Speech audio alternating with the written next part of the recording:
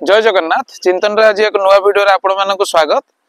देखु मुझे गोटे जगह ठुआई आपड़ ता पछरे नेचर देखि पारे। नेचर अर्थात भगवान सृष्टि भगवान सृष्टि केते सुंदर आईटा आम स्पिरिचुअल लाइफ रे कौन प्रभाव पकाए। देखु आपण जदि स्पिरिचुअल रे भी जीवे देखो गोटे साधारण लोक से नेचर को भल पाऊे से चाहूँ कि गोटे एमती एरिया जी जो से गोटे भल नेचर पाइब कहीं ना ताको शांति मिलूँ।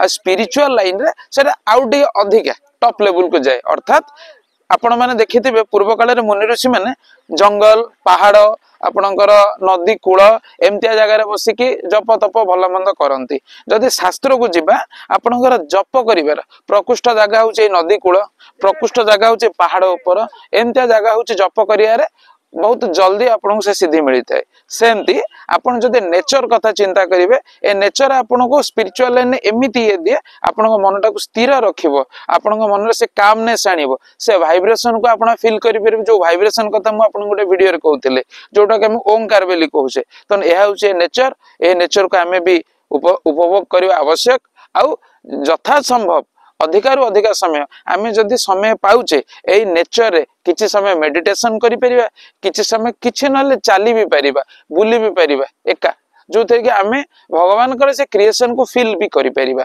आज रे वीडियो रे केमति लागला निहाते आपन मतामत देबे केमति लागला नेचर रे क्रिएशन बा केमति लागला से भगवान करे क्रिएशन।